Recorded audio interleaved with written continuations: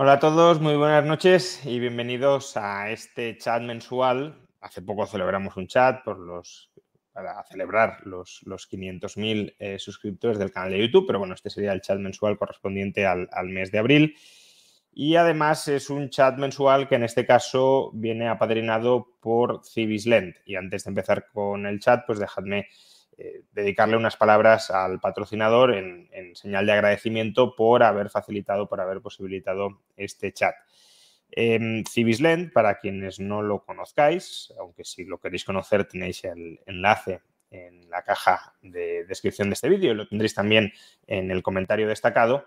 Civislent es una plataforma de crowdlending inmobiliario. ¿Esto qué significa? Pues, bueno, normalmente cuando un promotor inmobiliario quiere desarrollar una promoción, construir viviendas para venderlas, pues la financiación la obtiene del banco. Pues bien, esta plataforma lo que busca de alguna manera es posibilitar una desintermediación de tal manera que sean inversores particulares los que financien al promotor a cambio, obviamente, de una atractiva rentabilidad potencial.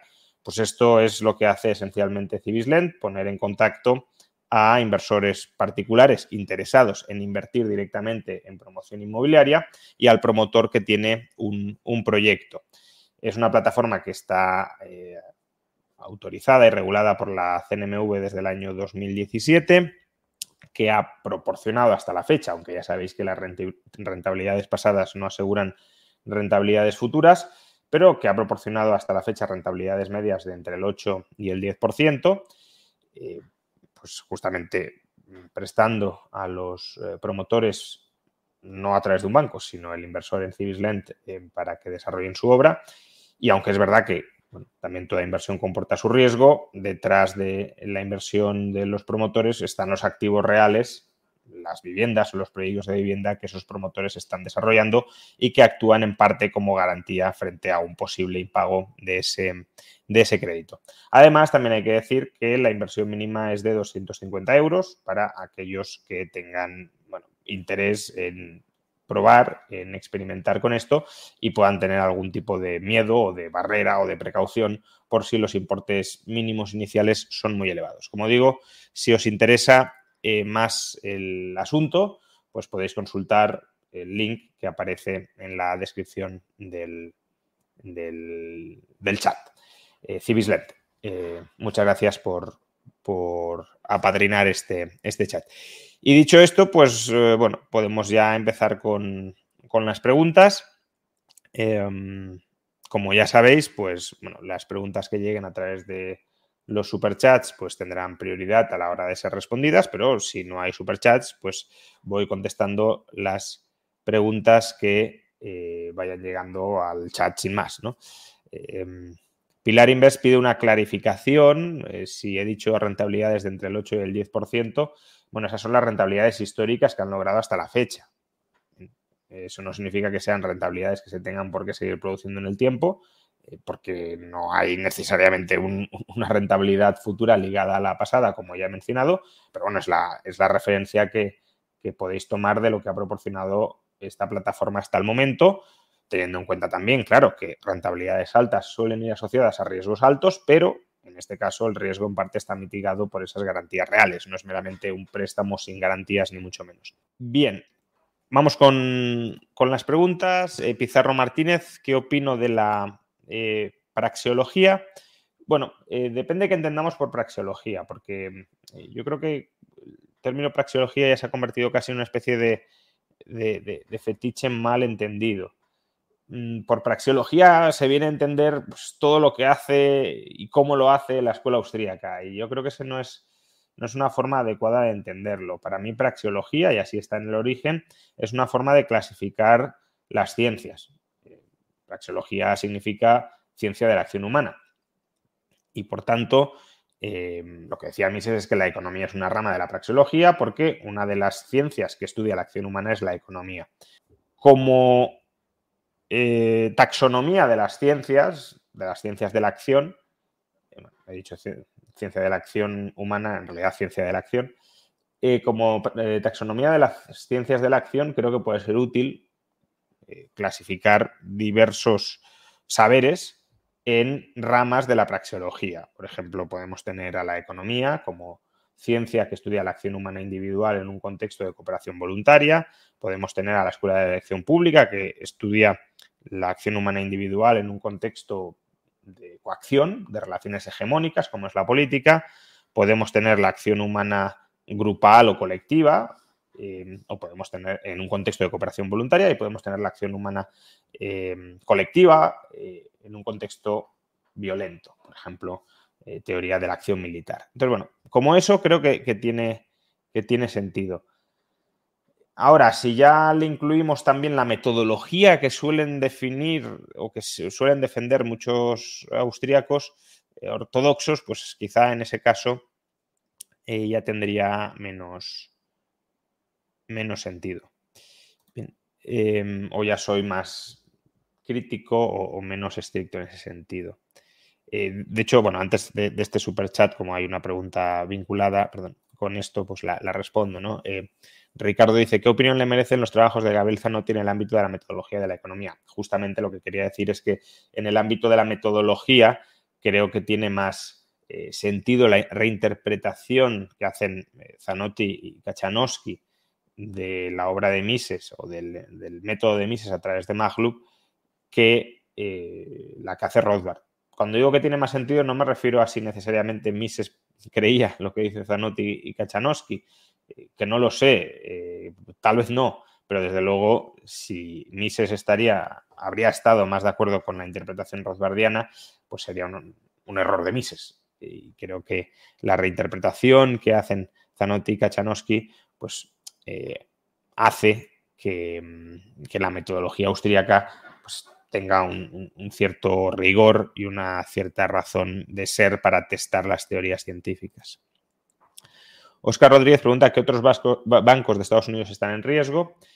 En su momento subí uno de los primeros vídeos que subí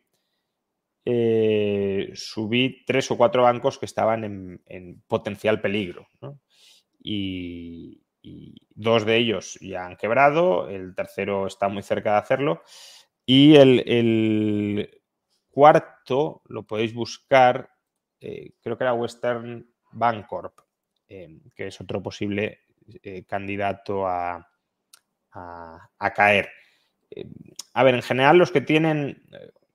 ¿Cuál es el problema que tienen los bancos? ¿No? Porque al final, ¿por qué nos ponemos a señalar a unos o a otros? Simplemente porque algunos nos caen gordos o nos caen mal. No, sino que la razón por la que tememos que pueda haber bancos débiles o frágiles es, por un lado, que tengan un porcentaje alto de depósitos no asegurados, lo cual les hace más proclives a un pánico, y a su vez que tengan un descalce de plazos importante, que hayan financiado mucha inversión a largo plazo con depósitos. Pues si se mezclan estas dos circunstancias, hay problemas potenciales muy importantes, que es pues, lo que le ha pasado al Silicon Valley Bank o lo que le está pasando ahora al First Republic Bank. Daniel Blázquez, ¿es coherente que un aumento en la capacidad adquisitiva de las familias que nos acompaña de un aumento de la oferta agregada pueda generar inflación? No sé si entiendo muy bien la pregunta. A ver, si hay un incremento de la capacidad adquisitiva de las familias, eso de alguna manera se manifestará en un incremento de lo que llamamos oferta monetaria. Con esto no quiero decir que el incremento lo tenga por qué haber causado el Banco Central, pero sí tendrá un reflejo en lo que llamamos oferta monetaria. Entonces, sí, si hay un incremento de la capacidad de compra de las familias, por ejemplo, a crédito, y no sé, los bancos les dan más crédito a las familias, o ni siquiera a los bancos, ¿no? Los propios vendedores les dan más crédito a las familias, y esa mayor capacidad adquisitiva no se traduce en un aumento de la oferta agregada, sí, claro que eso generaría inflación. Es decir, que la inflación no tiene por qué venir de que el Banco Central imprima. Digamos, es una visión muy, muy reduccionista, muy pobre, no necesariamente falsa en algunos casos, pero no única ni mucho menos de cómo se genera la inflación. Y Daniel Blázquez también pregunta si esto es así, ¿por qué los socialistas piensan que la distribución de la renta beneficia a los pobres? Si un aumento en su renta disponible se verá perjudicado con su descenso de su poder adquisitivo. Bueno, no necesariamente. A ver, sí, aquí hay varios supuestos, ¿no? Si tú redistribuyes la renta de ricos a pobres, pongámoslo así, y los ricos dejan de gastar y los pobres empiezan a gastar en función de menor renta que tienen los ricos, mayor renta que tienen los pobres, pues el gasto de unos podría compensar el gasto de otros y no generar inflación. Lo que ocurre en realidad, o sea, este escenario tan idealizado obviamente no es el que ocurre en realidad, y lo que ocurre en realidad pues es o bien que el Estado aumenta los ingresos de los pobres sin reducir proporcionalmente los ingresos de los ricos, es decir, financia parte de esa expansión del gasto con deuda, no con impuestos. Alguna parte sí, claro, pero no toda. Y ese endeudamiento sí que genera inflación, pero lo genera el endeudamiento público, es decir, haber añadido mayor capacidad adquisitiva agregada dentro de la economía. No el hecho de dársela per se a los pobres, sino que se la has dado a los pobres sin restársela a los ricos. Y luego, aunque lo financies con impuestos, otro problema es, otra característica es que los patrones de gasto de los ricos no tienen por qué ser los mismos que los de los pobres. Y ya no me refiero en términos de consumo, que también, es decir, los bienes que consuman los ricos no serán probablemente los mismos que consuman los pobres, pero también como categoría de gasto. Los ricos puede que ahorren e inviertan más que los pobres, aunque esto no tiene por qué ser siempre así, pero puede serlo, o tiene cierto sentido, cierta lógica que lo sea, con lo cual te puedes encontrar con que una subida de impuestos a los ricos para aumentar las transferencias a los pobres se traduce en un aumento del gasto en consumo de los pobres y en una reducción del gasto en inversión de los ricos. Y eso provoca cambios en los precios relativos. Probablemente subida del precio de los bienes de consumo, al menos si no hay capacidad ociosa para aumentar la oferta en la misma medida que el gasto, y una caída del gasto en bienes de inversión y, por tanto, cancelación de determinadas inversiones que repercutirá en una menor capacidad adquisitiva futura.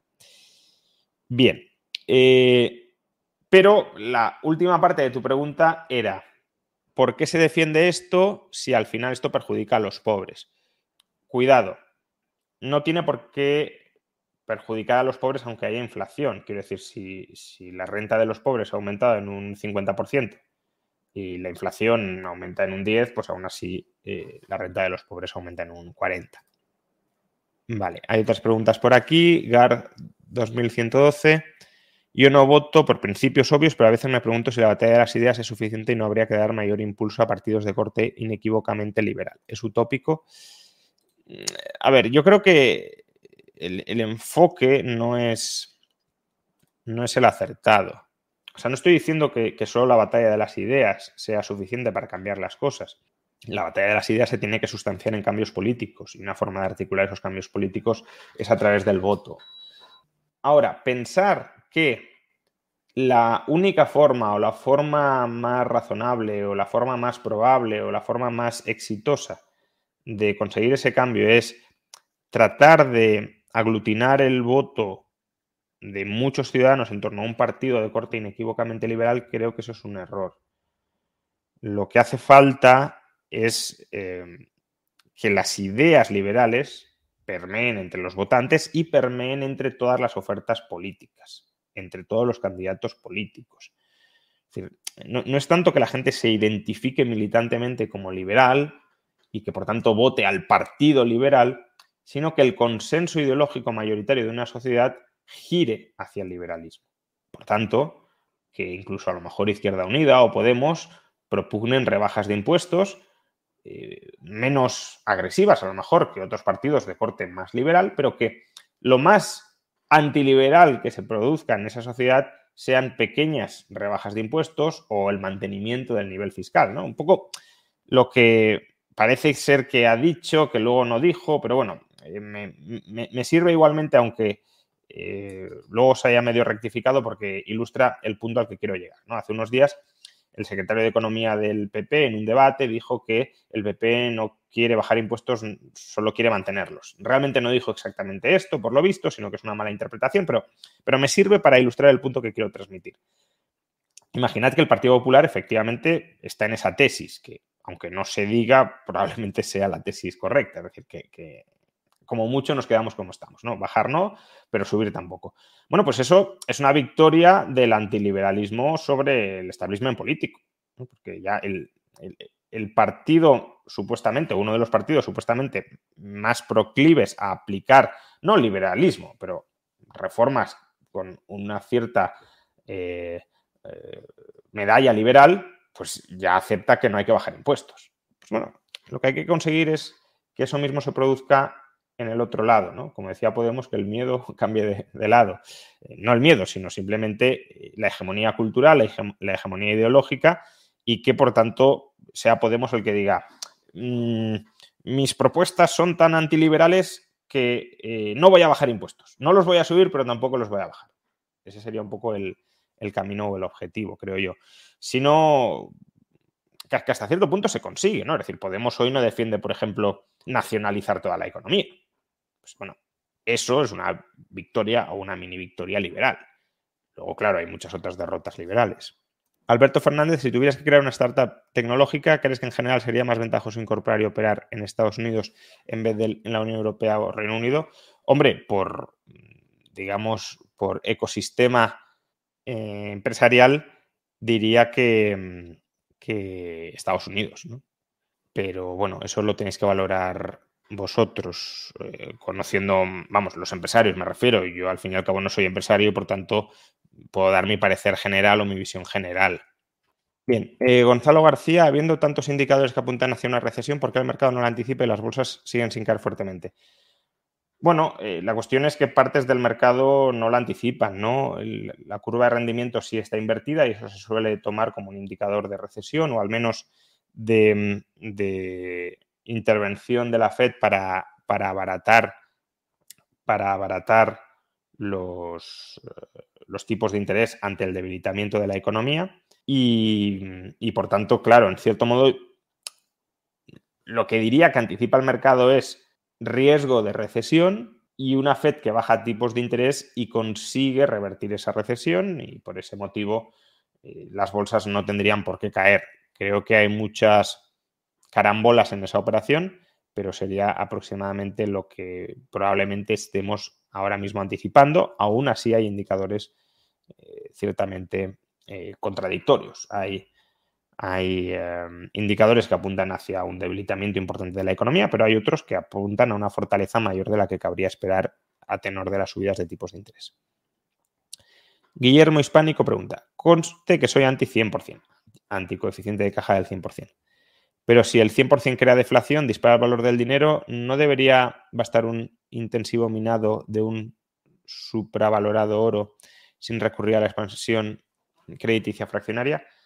Bueno, ese es uno de los problemas del 100%, ¿no? Que al final para estabilizar los precios, para estabilizar el valor del dinero, necesitas recurrir a la producción de dinero, que es algo muy caro y muy costoso. O sea, es una de las críticas que le hace Milton Friedman al patrón oro con coeficiente de caja del 100%, que estás institucionalizando una tendencia a producir oro para estabilizar el nivel de precios y eso estima que tendría un coste de oportunidad, es decir, recursos permanentemente invertidos en la industria del oro para seguir produciendo oro de en torno al 2,5% del PIB. Un poco lo que se le critica ahora a Bitcoin.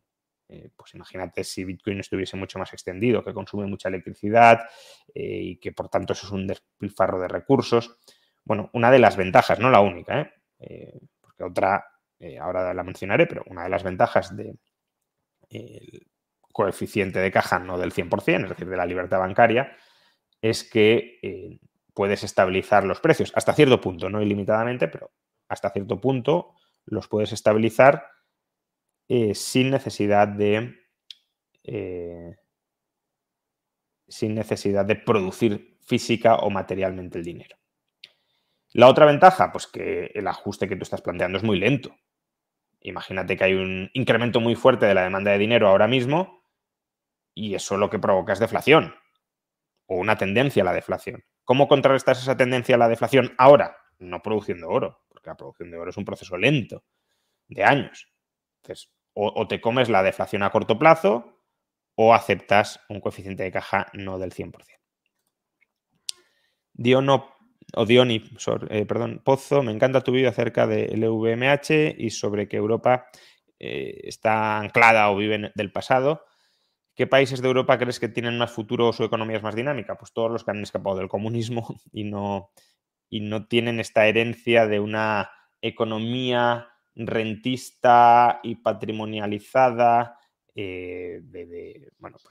Europa occidental, donde pues sí, se ha terminado institucionalizando una especie de capitalismo, mercantilismo aristocrático, con el estado de bienestar de alguna manera corrigiendo pues ciertas desigualdades heredadas. Bien, como no hay preguntas de superchats, voy a leer preguntas de miembros del canal de YouTube, que es otra forma también de recompensar su fidelidad y su apoyo. Pilar Armagro, apreciado profesor, ¿qué instituciones cree usted que son imprescindibles para sustentar el capitalismo?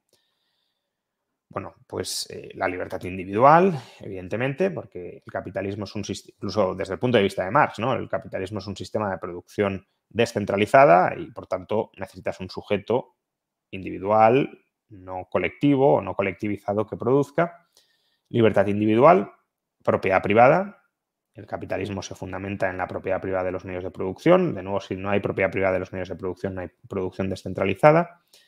Libertad contractual, porque al final las partes independientes que producen, de nuevo, descentralizadamente, tienen que intercambiar, comerciar entre sí, y eso implica formalizar contratos. Y podríamos añadir también, que eso está implícito en Marx y también en Menger, el ánimo de lucro. Está implícito, hombre, no muy implícito, ¿no? Es decir, toda la circulación del capital en Marx, pues lo que te indica es esa necesidad de revalorizarlo. Pero el concepto de ánimo de lucro también es muy importante, porque básicamente si no hay ánimo de lucro, no hay un impulso, un incentivo propio inherente, un animal spirit, si lo queremos, a corregir los desequilibrios que uno observa en el mercado. Imaginemos que tenemos precios de mercado que surgen de la propiedad privada descentralizada y de los intercambios entre partes, y vemos que pues, se puede producir este bien a 100 invirtiendo 60. Es decir, ahí hay una oportunidad de corrección de un desequilibrio, claro. Hay una oportunidad para coordinar a la sociedad.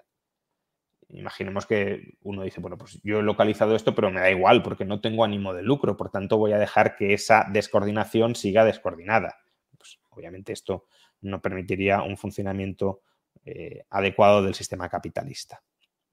Y bueno, luego, derivado de todo esto también, el dinero sano, que al final es... O sea, si quieres hacer cálculo económico y lo tienes que hacer, o sea, lo puedes hacer con precios gracias a que existe propiedad privada, para que puedas hacer cálculo económico necesitas un dinero estable que pueda medir relativamente la utilidad de los bienes. Bien, seguimos con superchats. ¿Se puede pagar impuestos en un estado con otra moneda que no sea la de curso legal?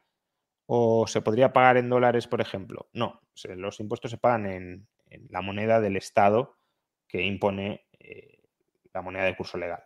Y eso es lo que en parte alimenta la demanda de esa moneda. No, o sea, a ver, el Estado podría aceptar otras monedas, pero en términos generales no sucede y, por tanto, hay una demanda cautiva por la moneda que emite el propio Estado. Boki Celik, ¿cree que Reino Unido mejorará su situación económica o que después del Brexit COVID no tiene vía para mejorar a corto plazo? Claro, es que a Reino Unido se le han juntado, pues si el COVID ya supuso un shock muy fuerte para cualquier economía, el Brexit, ¿no? Y un Brexit al final mal gestionado, porque como que no se sabe muy bien hacia qué dirección ir, no hay un consenso muy fuerte hacia ninguna dirección, está como entre dos aguas y eso provoca muchos bandazos y son bandazos que generan inseguridad jurídica y que además muchas veces se mueven en el lado de cerrar mucho la economía.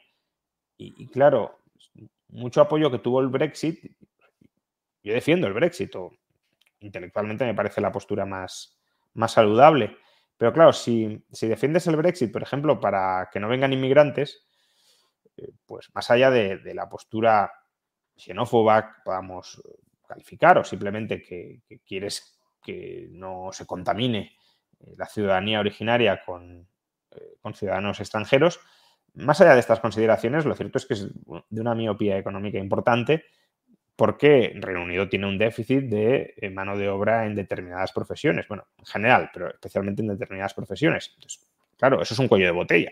Y si tú cierras la entrada de trabajadores extranjeros, pues tienes inflación que en parte te surge de dentro por un mercado laboral muy tensionado, debido en parte a que no permites que la oferta de mano de obra aumente. Manu AD, ¿no te parece que el discurso liberal se centra mucho en dar la batalla técnica y poco en la moral y artística? Me veo consumiendo música socialista y viendo cine y series de fondo anticapitalistas. Sí, bueno, no sé si anticapitalistas, ¿no? Porque supongo que un marxista te diría que esas series consolidan la ideología capitalista, aunque sea una ideología no especialmente liberal o con trazos no liberales. Pero bueno, que no son series marxistas o comunistas. Sí, claro, al final hay que conquistar ideológicamente, si lo quieres, todos los ámbitos, también el cultural y el moral y el artístico. Cuando digo conquistar no me refiero a necesariamente monopolizarlos, pero sí tener una presencia importante seductora. Pero claro, para eso hacen falta artistas liberales, ¿no? Sería, yo creo, un error que alguien que no tenga vocación artística o que no tenga talento artístico, solo por intentar hacer proselitismo liberal, se meta en el arte. No es ese el camino. El camino es, bueno, pues quien tenga vocación artística y tenga valores liberales y crea que en su pues expresión artística tiene cabida la defensa, la promoción de esos valores, que lo haga.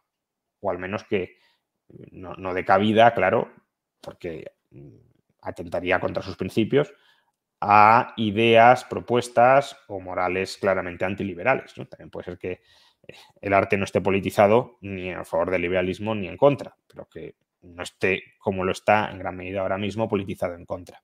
Luis Romero, ¿qué opinión o recomendaciones tenía Marx sobre el libre mercado? Varios marxistas argumentan que el libre mercado, comercio, les es compatible y moralmente aceptable al ser anterior al capitalismo. No sé exactamente a qué te refieres. O sea, te puedes estar refiriendo a varias cosas. Una es, que creo que es a lo que te refieres, aunque no es exactamente la expresión que habría que utilizar, si Marx veía con buenos ojos una sociedad de productores independientes, de individuos autónomos, donde cada uno con sus propios medios de producción produjera mercancías y las intercambiara con otros individuos o productores independientes. Es decir, que no fue hasta la llegada del capitalismo cuando los capitalistas despojaron de los medios de producción a esos productores independientes, los proletarizaron y los obligaron a vender su fuerza de trabajo a cambio de un salario que es inferior al valor que han generado durante la jornada laboral. Bueno, sobre esto varios puntos. Marx no concibe una sociedad donde la forma generalizada de riqueza sea la mercancía, es decir, valores de uso producidos por productores independientes para el mercado, que no sea el capitalismo. Por tanto, eso de que antes del capitalismo había una sociedad de individuos, de productores independientes, etcétera, es falso. O sea, es falso. Marx no aboga o no sostiene esa idea. No hay una sociedad precapitalista de productores independientes. Antes del capitalismo lo que tienes es el feudalismo. Es verdad que Marx, analíticamente, si lo quieres, cuando analiza la mercancía, la analiza en unas condiciones donde el capital todavía no ha entrado. Pero esa no es una reflexión histórica de Marx. Es una reflexión teórica o hipotética para entender mejor el concepto de mercancía. Engels sí pensaba que esta sociedad había existido, o sí, como que le da cabida cuando dice que la ley del valor lleva funcionando desde hace milenios y que conforme nos acercamos a una sociedad donde la mercancía es la forma predominante antes del capitalismo, pues esa ley del valor rige plenamente. Pero Marx no. Al menos yo no he encontrado ningún escrito en el que Marx, solo quizá una línea en el capítulo, en el volumen tercero del Capital, cuando sí que habla de una sociedad precapitalista, pero incluso ahí no olvidemos que el volumen tercero es un borrador, pero incluso ahí podría estar refiriéndose en términos hipotéticos. Si te refieres a eso, pues eso. Marx no concibe, de hecho, en la primera página del Capital dice que la única sociedad donde la mercancía es la forma predominante de riqueza es el capitalismo. Otra cosa es que hables del libre comercio. Marx era partidario del libre comercio porque exacerbaba las contradicciones del capitalismo, también lo hacía desarrollarse más rápidamente y por tanto nos acercaba al comunismo. Y esto es precisamente lo último que quería decir. Aun cuando hubiese una sociedad de individuos, de productores independientes previa al capitalismo, Marx no vería mal el tránsito de la sociedad de individuos productores independientes al capitalismo, porque si el desarrollo histórico, el desarrollo de las fuerzas productivas a lo largo de la historia requiere de esa transición, y la requiere, porque si no, no hay acumulación de medios de producción a gran escala, no hay centralización de esos medios de producción y, por tanto, no hay una sociedad donde todos los medios de producción ya estén prácticamente centralizados y donde solo quede que los expropie el Estado y lleguemos a la fase inicial del socialismo, pues si la historia requiere este tránsito, Marx abogará por ese tránsito. Que un marxista diga, yo no veo mal una sociedad de individuos independientes, productores independientes, como si fuera el estadio final de la historia, creo que es profundamente antimarxista. Sajinder Sig, Domingo Soriano, comentó en un vídeo que España es la nueva Grecia. ¿Qué opinas? ¿Qué efectos tendría para los españoles una crisis de deuda? Hombre, es la nueva Grecia si le quitan los apoyos, ¿no? Grecia tuvo apoyos, Grecia no tuvo apoyos y por eso fue Grecia. Ahora que tiene apoyos, incluso con más deuda que España, pues Grecia no es la Grecia de 2012. España un poco lo mismo. España podría llegar a ser la Grecia de 2012 si se nos quitan los apoyos. ¿Nos los van a quitar? Pues no lo sé. No lo sé porque es una decisión política, no es una decisión económica. Y ahora mismo parece que cuenta más la irracionalidad económica en aras del proyecto político de la unidad europea que la ortodoxia económica. Entonces, no lo sé. Julio, ¿competencias que sean necesarias para el Estado? Pues tampoco lo sé. O sea, sé muchas que no lo son, porque sabemos que mejor o peor la sociedad puede funcionar sin esas competencias. Ahora, hay competencias que sí tengo dudas si pueden llegar a ser anestatales, ¿no? No estatales.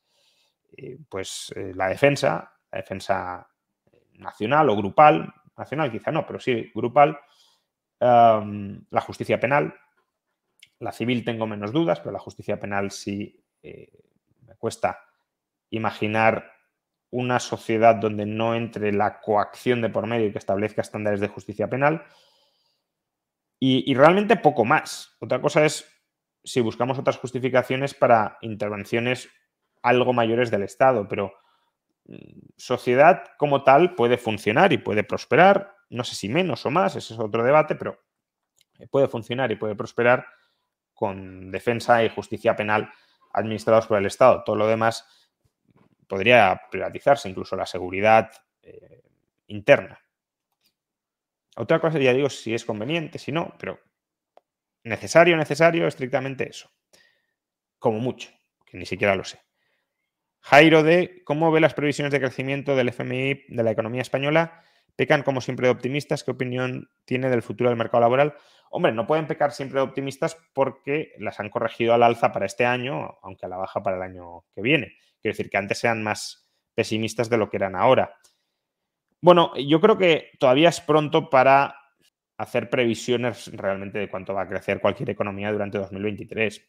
No digo que no se hagan, porque al final, en cada momento dado, haces predicciones en función de la información que tienes disponible, pero que creo que en un contexto con la enorme incertidumbre que tenemos ahora, bancos quebrando o bancos muy débiles, tipos de interés muy altos que están frenando ya pues, motores de la economía, al menos en Estados Unidos, como pueden ser la inversión inmobiliaria, tratar de extender la situación actual, que es muy inestable, al conjunto del año es peligroso. Es peligroso porque te equivocas o tienes un margen de una probabilidad de equivocarte muy grande.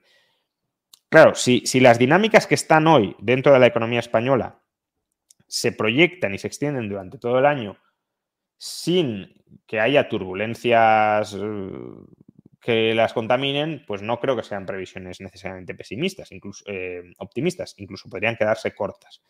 Pero esto a estas alturas de la película me parece que es mucho decir. Marin Floyd, pues no sé si quería preguntar algo, pero no lo ha hecho. En cualquier caso, gracias por el superchat. Gard 2112. ¿Hay teóricos o autores sobre algún sistema que implicaría la irónica imposición del libertarismo? ¿O tal pues es una contradicción insalvable?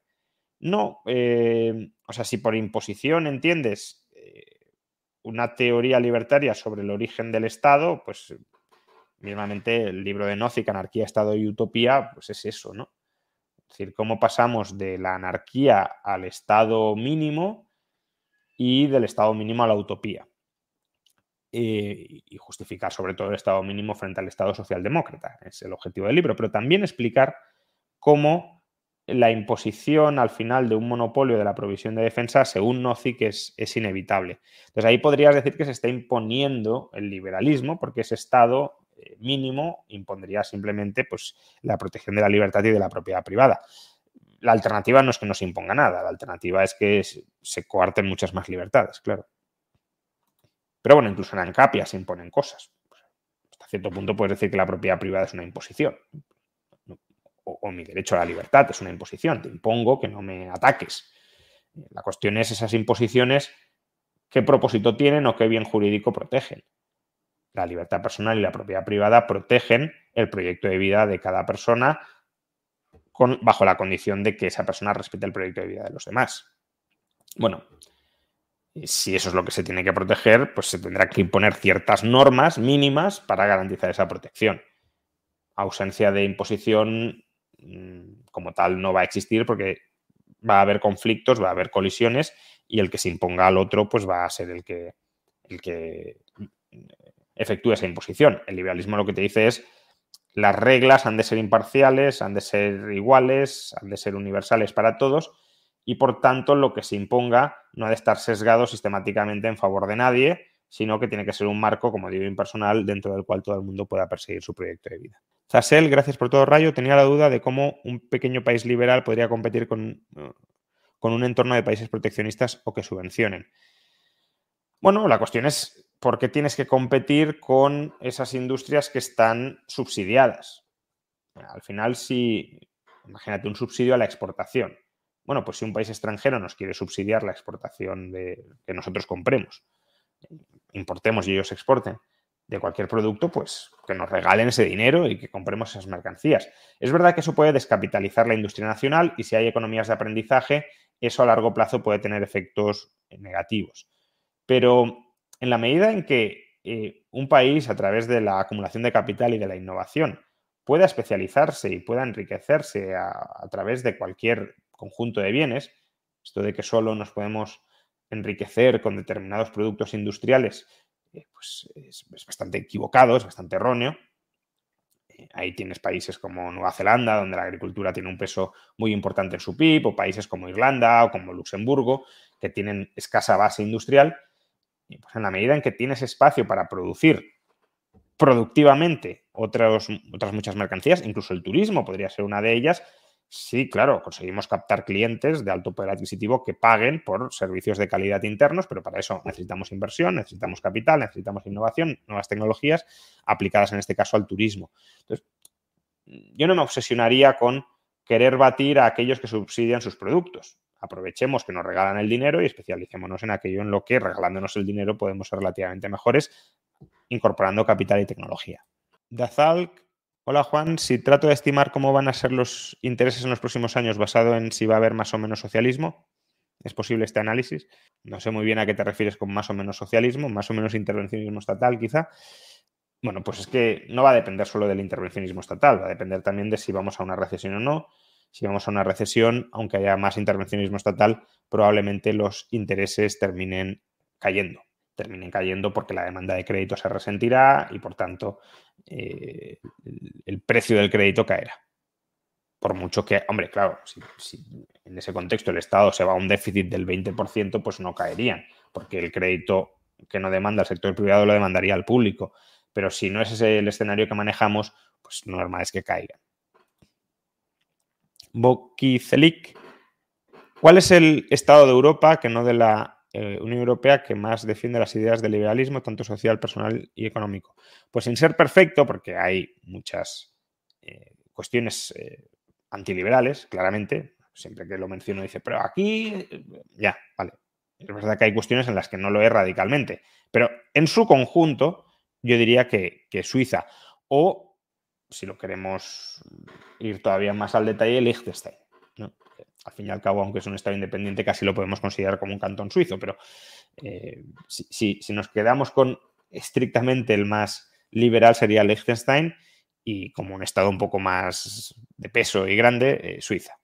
Guillermo Hispánico refuta a Joseph Henrich el individualismo metodológico. Pues la verdad es que no tendría por qué, o no veo por qué. Es decir, supongo que tu pregunta viene por el evolucionismo cultural y por cómo la cultura influye y en gran medida determina la identidad ya no cultural, sino genética del ser humano, y por tanto cada uno de nosotros somos producto no solo de la cultura en la que estamos insertos, sino de las culturas dentro de las cuales evolucionaron los genes que terminan constituyéndonos. Pero es que el individualismo metodológico no se opone a análisis que vayan más allá del individuo. Lo que dice el individualismo metodológico es que la unidad de acción y de interacción básica es el individuo, y que a través de esas acciones e interacciones individuales surgen fenómenos supraindividuales que son explicables y que son comprensibles a través de esas interacciones individuales. Y esos fenómenos supraindividuales, como la cultura, afectan, claro, a los individuos. Eso no lo niega el individualismo metodológico. Lo que sí niega es que haya fenómenos que no podamos explicar remitiéndonos a la acción o interacción individual. Y la cultura se puede entender como el resultado no intencionado de la acción individual o de la interacción entre individuos, de muchísimos individuos. Claro, no estoy diciendo que un individuo o dos individuos creen cultura, pero millones de individuos, cada uno de ellos actuando, sí generan cultura. Y por tanto no necesitas recurrir al holismo metodológico para nada. David Carrasco, ¿la inteligencia artificial cambia tu postura sobre la propiedad intelectual? ¿Te parecería aceptable que se entrenara a una IA con tus vídeos suplantando tu identidad? No, no me parece inaceptable en absoluto. O sea, a ver, una cosa es suplantar mi identidad y otra entrenarla usando mis vídeos. Yo nunca he estado a favor de, o al menos no que recuerde en fechas muy tempranas, nunca he estado a favor de la suplantación de la identidad, porque eso es un fraude. Es decir, si yo me relaciono con otra persona haciéndome pasar por otro, estoy cometiendo un fraude. Ahora, si alguien crea un vídeo a través de IA con mi imagen y con mi voz y queda muy claro que ese no soy yo, que es una representación de mí, una copia si lo queremos, pero no soy yo ahí no tengo nada que objetar. Y que se entrene con mis vídeos tampoco. Entonces, una cosa es que yo pueda publicar, ¿no? Que cualquiera debiera poder publicar mis libros con mi nombre, pero mis libros, no solo que los publique una editorial en régimen de monopolio, sino cualquiera. Y otra muy distinta es que, claro, yo pueda hacerme pasar por alguien que no soy. Quizá así mi postura queda más matizada si la habías interpretado de otra manera. Dollar Bill, mucho apoyo, trabajo con bancos y multinacionales españolas y la gran mayoría de grandes ejecutivos te siguen por LinkedIn. Bueno, pues no lo sé. También supongo que seguirán a muchos, no solo a mí. ¿Cómo es posible que teniendo una élite liberal seamos un país socialista? Bueno, eso de que la élite es liberal también habría que verlo. Que me sigan por LinkedIn no significa necesariamente que compartan mis ideas. Me pueden seguir por LinkedIn como muchos socialistas me siguen por Twitter. O simplemente imagínate que un ejecutivo me sigue a mí y a Pablo Iglesias. Pues pone algo. Pues dices, oye, tengo cubierto todo el espectro ideológico más o menos español. O sea, que me sigan no significa que sean fans o seguidores de las ideas que yo propugno. Pero bueno, imaginemos que es así, ¿no? Imaginemos que hay una élite liberal. ¿Cómo es posible que sea un país tan socialista? Pues primero porque solo es una parte de la élite. Las élites no son solo las élites empresariales, están también las élites políticas, las élites culturales, las élites, bueno, culturales en un sentido muy amplio. Entonces, claro, ahí no tiene por qué haber un predominio ni mucho menos de la ideología o de la filosofía política liberal. No creo, por ejemplo, que haya muchos artistas que me sigan por LinkedIn. Los habrá, pero no creo que sea mayoritario. Entonces, ahí tienes élites que no son empresariales o no son expresamente empresariales que no comparten, sin duda, ideas liberales. Y luego, que claro, al final uno puede tener ideas liberales, pero pues las reglas de juego son las que son y puede tratar de acomodarse a esas reglas de juego, no dar la batalla intelectual, sino pues aclimatarse a lo que hay. Y con ese comportamiento lo que haces es reforzar lo que hay. Si un empresario es liberal y no da la batalla por el liberalismo, sino que se aclimata al régimen antiliberal, pues de alguna manera refuerza el statu quo. Y cuando digo dar la batalla por el liberalismo, no me refiero a que ese empresario haga apología del liberalismo, porque probablemente no sea su misión o pueda entorpecer otras de sus misiones. Claro, un empresario tiene que producir mercancías que valoren los consumidores. Si hace apología del liberalismo, puede haber consumidores que no le compren por ser liberal, por ejemplo.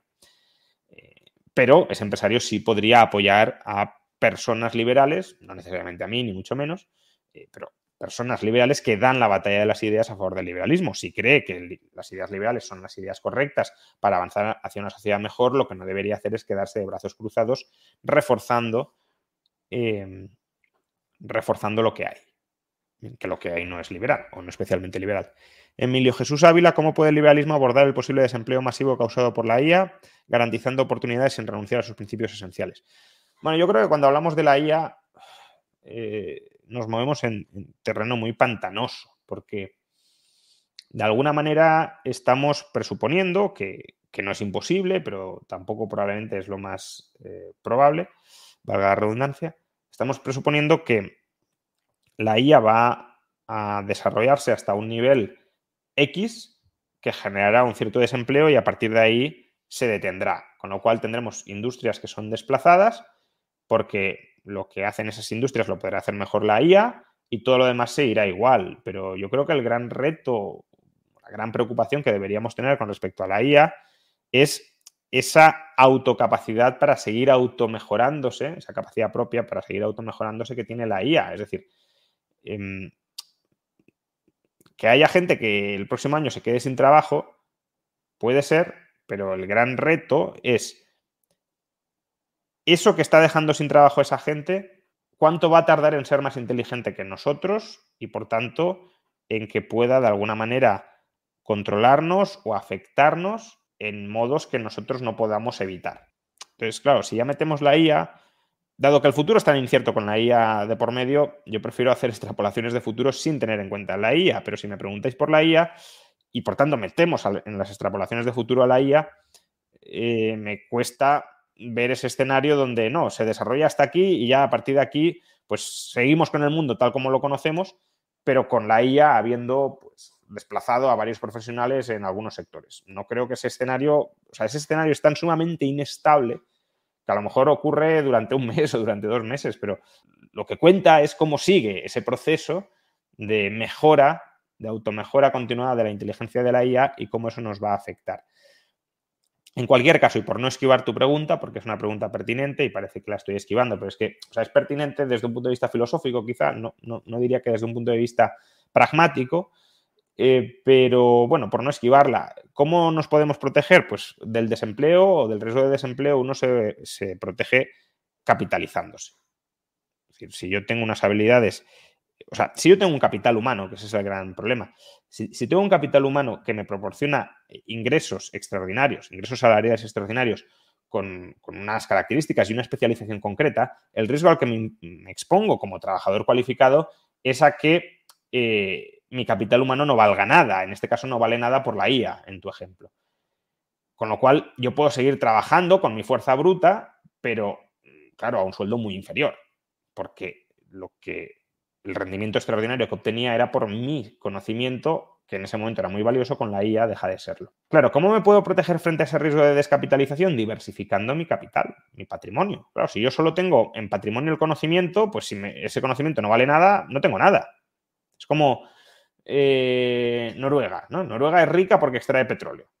Bueno, y cuando el petróleo no valga nada, o porque tengamos mejores tecnologías, o por lo que sea, o porque lo hayan prohibido en todas partes, ¿Noruega se arruina? No, lo que ha hecho Noruega ha sido los ingresos del petróleo y reinvirtiéndolos en otras industrias. De tal manera que ahora Noruega tiene un fondo soberano muy cuantioso que le proporciona rentas que no dependen del petróleo. Aunque el petróleo no valga nada, Noruega no se empobrece. Pues lo mismo con esto, que me dirás, bueno, pero esto no ha sucedido. Bueno, pues si no ha sucedido, preguntémonos por qué no ha sucedido. Y no ha sucedido porque el Estado arrebata a los trabajadores la capacidad de ahorrar a través de las cotizaciones sociales.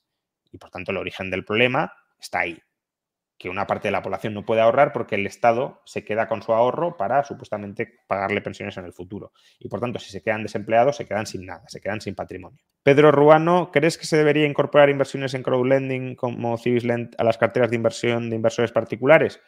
Pues hombre, depende de tu perfil de riesgo y depende de lo diversificada que ya tengas tu cartera.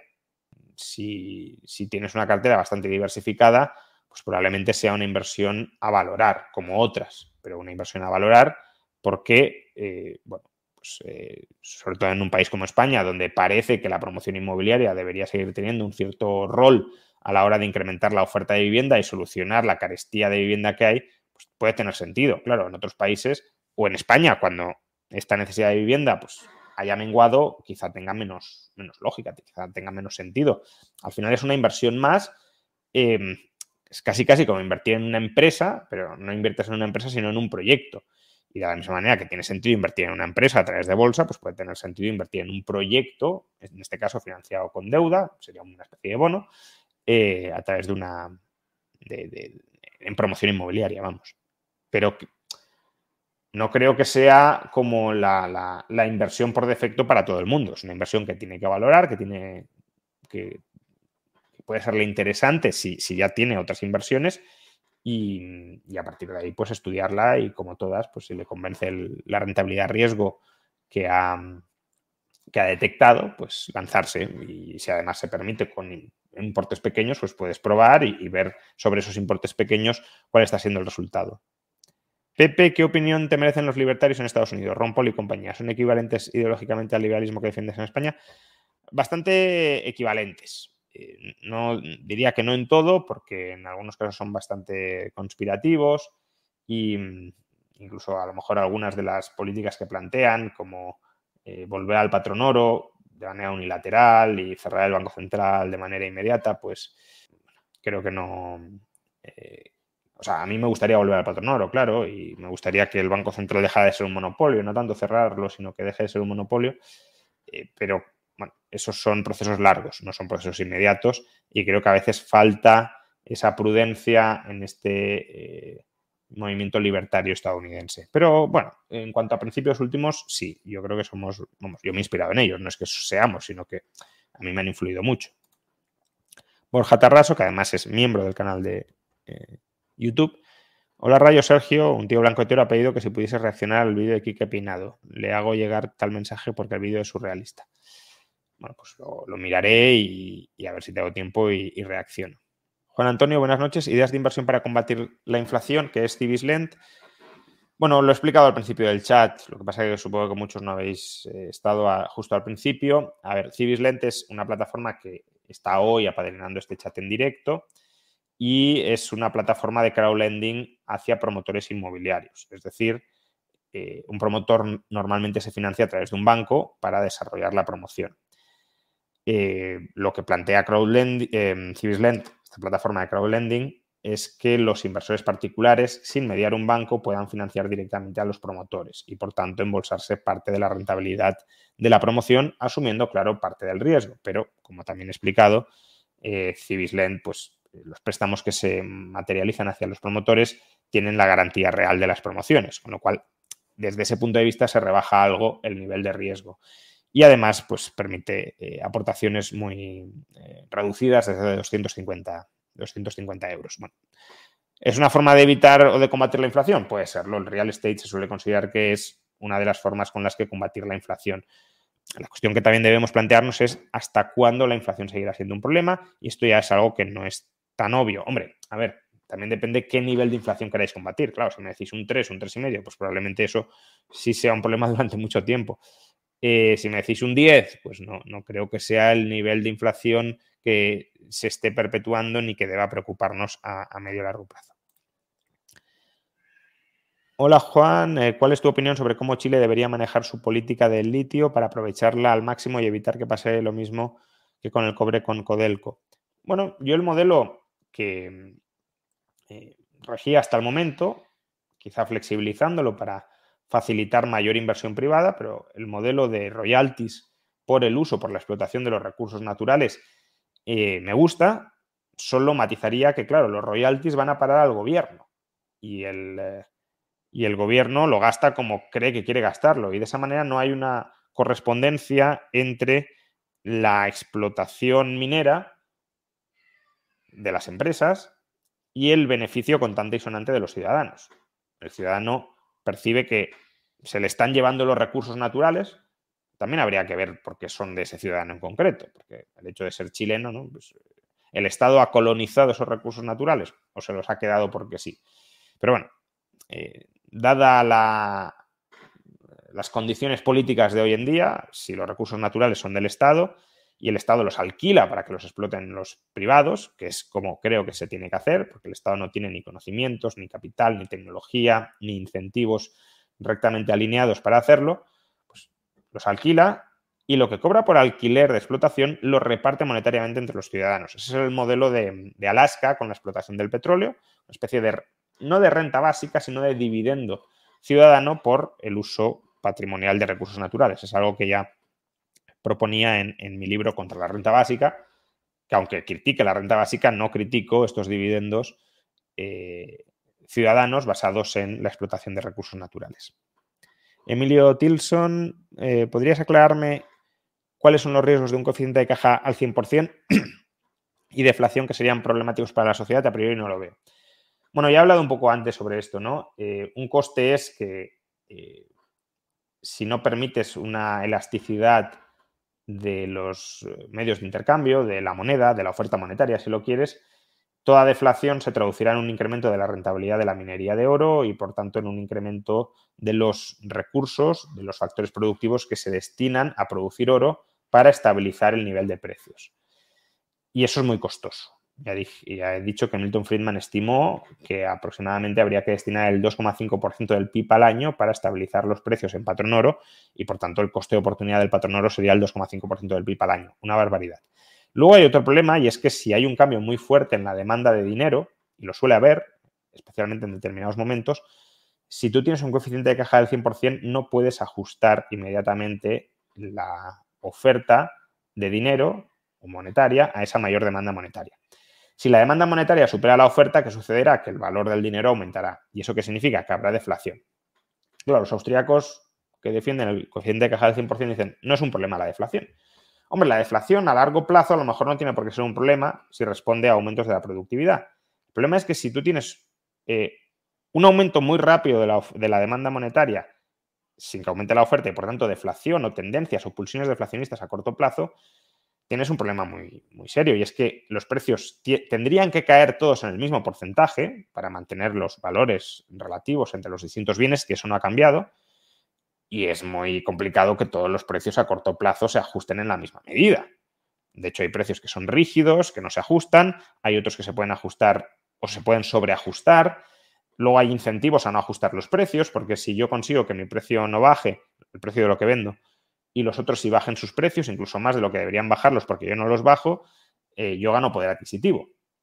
Entonces, todo esto provoca un proceso enorme de descoordinación social. Imagínate una empresa que tenga que vender más barato sus productos porque ha aumentado la demanda de dinero, es decir, el atesoramiento, y por tanto no se gasta tanto dinero como antes en comprar bienes, tiene que bajar los precios de sus productos, pero no puede bajar los salarios porque están fijados por convenio o porque los trabajadores se le resisten. Su margen empresarial se le reduce y eso provoca, pues, el extremo, digámoslo así, la quiebra de la empresa.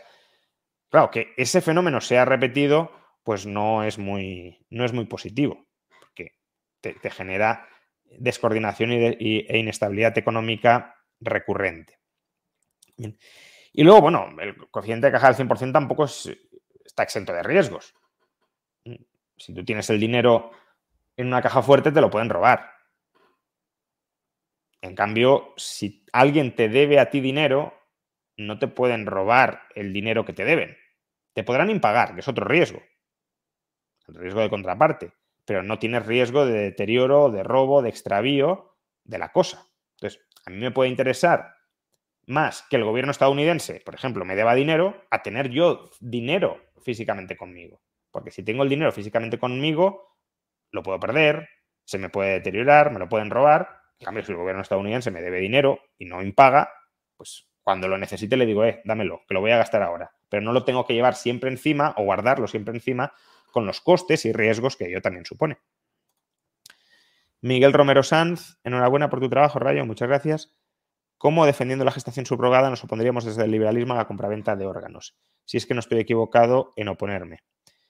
Bueno, es un debate pertinente e interesante. Lo que pasa es que yo no lo mezclaría con la gestación subrogada, básicamente porque la gestación subrogada, si lo quieres, es un contrato de alquiler y de alquiler temporal, es decir, que no tiene consecuencias irreversibles sobre el ser humano. En cambio, la compraventa de órganos, como tú dices, es un acto de compraventa y definitivo. Por tanto, tiene repercusiones mucho mayores sobre el ser humano a largo plazo.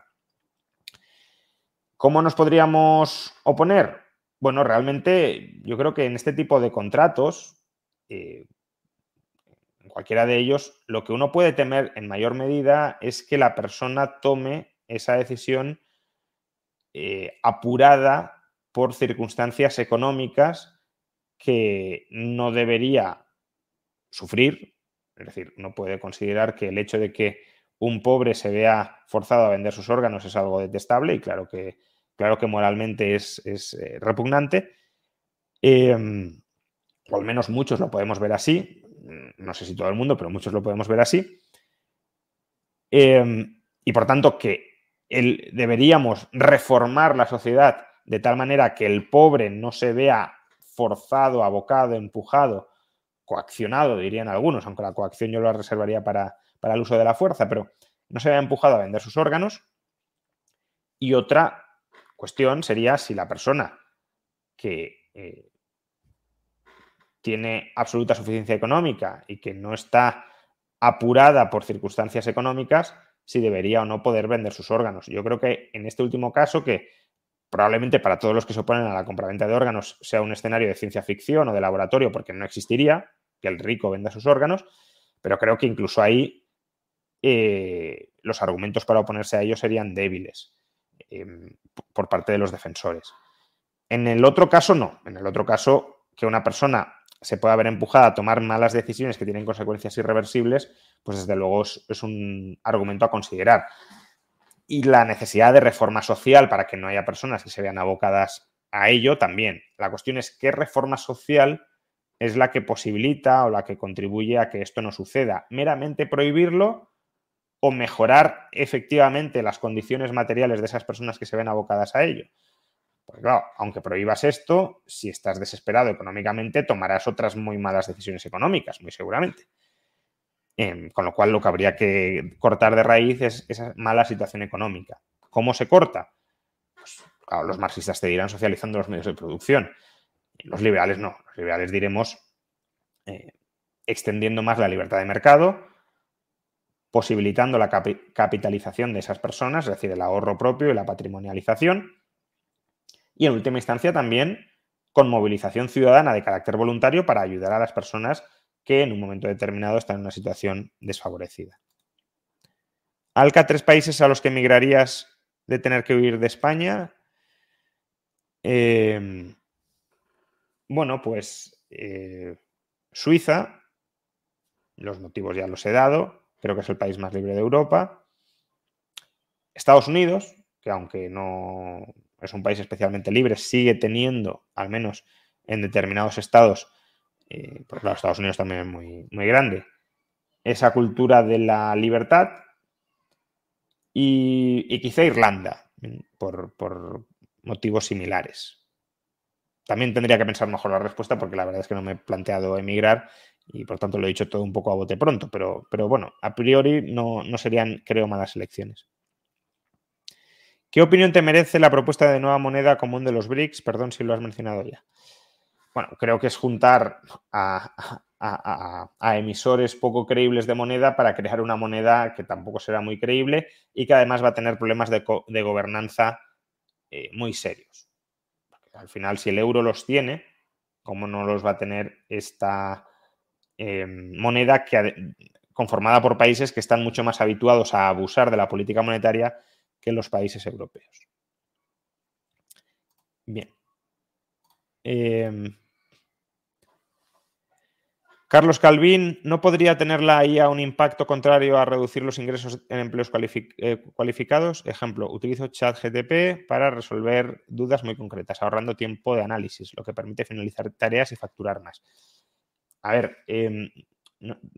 cuando digo que la IA puede descapitalizar a trabajadores cualificados, no estoy diciendo que necesariamente deba descapitalizar a todos los trabajadores cualificados. Incluso puede capacitar a trabajadores no cualificados y volverlos cualificados, pero desde luego, pues hombre, lo que estás diciendo, pues por ejemplo, habrá consultores a los que a lo mejor ya no les, bueno, no sé si tú les habrías contratado, pero a lo mejor a los que otros no les contraten, o profesores de los que querrían haber aprendido que con ChatGPT pues ya no tendrá mucho sentido contratarles, o incluso imagínate este mismo chat, ¿no?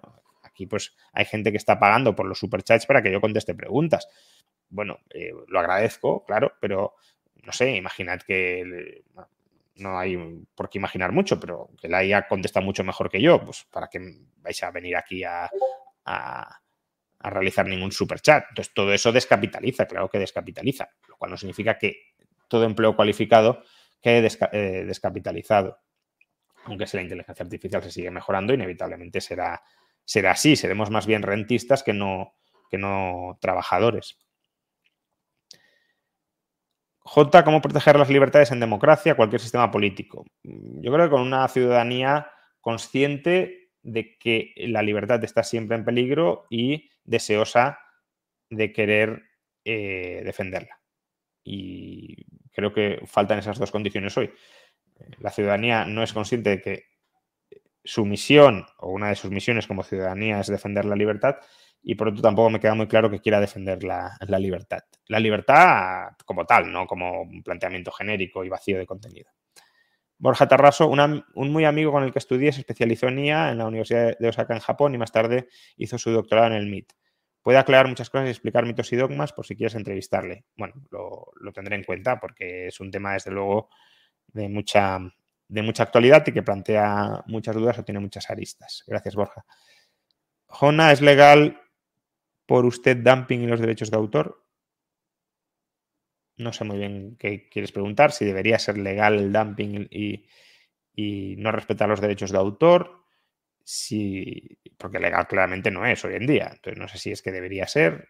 Bueno, si debería ser, ya he dicho que yo no soy un gran defensor de la propiedad intelectual. JGPA, ¿cómo explica el liberalismo la libertad como principio fundamental? ¿Tiene origen deontológico? ¿Se puede pedir a alguien sin recursos ni capacidad para subsistir que respete la propiedad privada? Bueno, aquí hay, si te interesa el tema, en este libro, aquí, en Liberalismo, los 10 principios básicos del orden político liberal, trato ese tipo de cuestiones. Para mí el liberalismo sí es una filosofía de corte deontológico, que apela al deber de respetar al prójimo y más en concreto los proyectos de vida del prójimo, porque parte del individualismo moral, es decir, que el centro del análisis moral debe ser el individuo, el sujeto que actúa, que toma decisiones, que tiene planes y que tiene proyectos. No existe la mente colectiva con proyectos definidos a partir de proyectos individuales. Por el teorema de la imposibilidad de Arrow sabemos que no hay nada así como voluntad colectiva. Lo que hay son voluntades individuales. Por tanto, a partir de ahí, pues se desarrolla toda la moral o todo el sistema normativo de cómo defender, cómo proteger a unos individuos frente a otros, dándoles autonomía para que dentro de ese espacio moral puedan perseguir sus proyectos. La otra pregunta que planteas es relevante y es, ¿alguien sin recursos tiene el deber de respetar la propiedad privada de otros? Bueno, ese es el debate que abre Locke con su proviso, ¿no? Con el proviso de Locke, con la condición de Locke para la adquisición legítima de propiedad. Hasta cierto punto podríamos interpretar este proviso como mi propiedad privada le impone una obligación a terceros que no tiene contrapartida o que no es recíproca. El pobre, el que no tiene propiedad, ha de respetar mi propiedad, tiene una carga, tiene una obligación, y yo no tengo por qué respetar su propiedad porque no la tiene. Esto no ocurre con la libertad. Ahí sí hay simetría. Yo respeto tu libertad a cambio de que tú respetes la mía. Por eso, bueno, digamos que hay un ala más izquierdista dentro del liberalismo, siendo un liberalismo que sí está a favor de cierta redistribución hacia las personas que no tienen nada, precisamente por este deber unilateral que se les impone cuando existe propiedad privada. De todas formas, el argumento yo creo que es algo débil. O sea, yo no estoy del todo opuesto al proviso de Locke, pero creo que el argumento como tal hay que refinarlo y otros autores lo refinan, porque si yo tengo propiedad y tú no tienes propiedad, yo estoy obligado a respetar la propiedad en cuanto tú la adquieras. Y en la medida en que estés en una sociedad donde haya transferencia de derechos de propiedad, puedes convertirte en propietario, y si te conviertes en propietario, respetaré tu libertad porque tú estarás respetando la mía. Si tú no respetaras la mía, yo tampoco tendría por qué respetar que tú te conviertas en propietario. Con lo cual, la reciprocidad se da en términos potenciales, si lo quieres. Es decir, tú respetas mi propiedad y yo respetaré tu derecho a adquirir y a devenir propietario. Además que, si no, el proviso de Locke también puede dar lugar a situaciones un poco extrañas, ¿no? La persona que tiene mucha propiedad le impone cargas extraordinarias a la persona que tiene poca propiedad, porque al final la persona que tiene poca propiedad ha de respetar mucho y la que tiene poca, o sea, y la que tiene mucho frente a la que tiene poca, pues ha de respetar poco. ¿Ahí hay simetría porque los dos respeten la propiedad del otro, o hay asimetría porque uno tiene más propiedad y ha de respetar, por tanto, en mayor medida su propiedad que quien tiene menos, ¿no? Yo creo que la simetría es jurídica, es decir, ¿tengo yo la obligación de respetar tu propiedad? Sí. ¿Tienes tú la obligación de respetar mi propiedad? Sí. El hecho de que tú ahora mismo no tengas propiedad no significa que no tengas derecho de propiedad. Sí, porque tienes derecho a adquirir propiedad y devenir propietario. Bien. Y luego, bueno, otros te podrían contestar que sí tienes derecho de propiedad porque eres autopropietario, etcétera. Bueno, ni siquiera entro ahí. Bueno, vamos a ir ya terminando. Lo digo porque para que no enviéis muchos más superchats, no me gustaría que quedaran sin responder. Eduardo Omerovic, ¿existen ejemplos modernos de países que hayan reducido el tamaño del Estado? Si hay, lo lograron porque prevalecieron los principios del liberalismo. Bueno, hombre, todos los que salieron del socialismo lo han reducido, claro. Y luego, bueno, en los años 80, 90, pues Nueva Zelanda, por ejemplo, lo redujo, Australia lo redujo, Canadá hasta cierto punto lo redujo, Suecia lo redujo, pero en muchos casos abocados o presionados por crisis fiscales, más que por una especie de convicción liberal mayoritaria. David Ricardo, si se demostrara científicamente que la voluntad y el libre albedrío en los humanos es una ilusión, ¿eso tendría implicaciones en el liberalismo? Sinceramente creo que no. Es una pregunta que suele salir bastante, pero no veo grandes implicaciones, básicamente porque la sociedad seguiría necesitando de normas y por tanto las normas serían aquellas que giraran en torno al sujeto.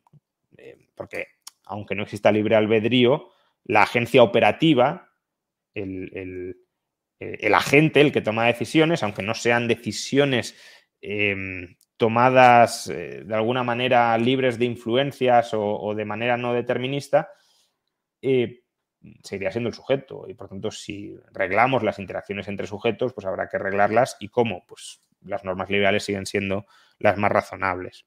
Tito Luyo, ¿qué pasaría si los BRICS crearan un tipo de banco central con su moneda digital independiente y respaldada con oro de sus miembros?